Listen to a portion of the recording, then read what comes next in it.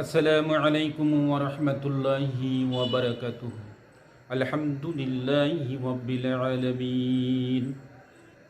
ওয়াসসালাতু ওয়াসসালামু আলা রাসূলিহি মুহাম্মাদুন ওয়া আলা আলিহি ওয়া সাহবিহি আজমাইন। আম্মা বা'দু। আলহামদুলিল্লাহ।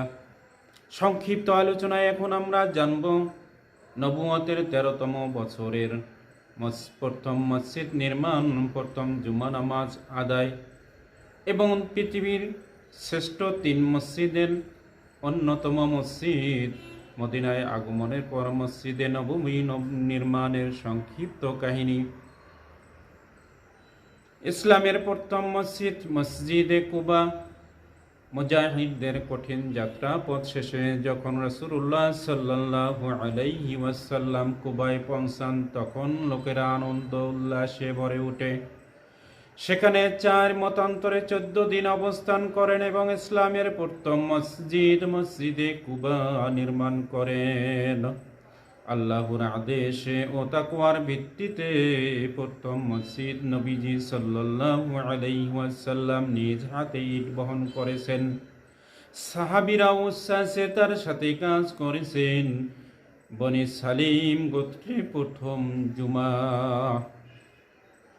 কুবা থেকে মদিনার উদ্দেশ্যে যাত্রা করার সময় নবীজি সাল্লাল্লাহু আলাইহি ওয়াসাল্লাম বনি সালিম ইবনে আউফ গোত্রের এলাকা ওয়াদি রানুনা অঞ্চলে পৌঁছান।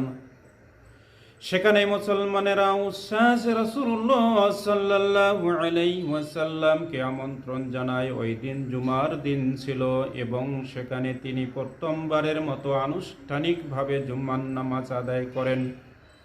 উপস্থিত ছিল প্রায় 100 জন মুসলমান। এটি ইসলামের ইতিহাসে প্রথম জুমার জামাত, যা চিরস্মরণীয়। নবুয়তের 13তম বছর হিজরতের পর মদিনায় আগমন ও মসজিদে নববী নির্মাণ এক অনন্য দানের দৃষ্টান্ত। রাসূলুল্লাহ সাল্লাল্লাহু আলাইহি ওয়াসাল্লাম যখন মদিনায় প্রবেশ করেন, তখন আনসার মুহাজির সবাই আনন্দে কেঁদে ওঠে।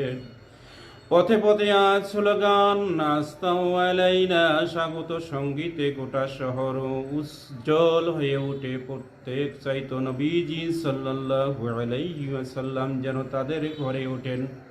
তখন তিনি বললেন, উটকে ছেড়ে দাও, এটি আল্লাহর হুকুমেই চলবে। উট থামল যে জমিতে, সেখানেই মসজিদে নববী নির্মাণ হলো।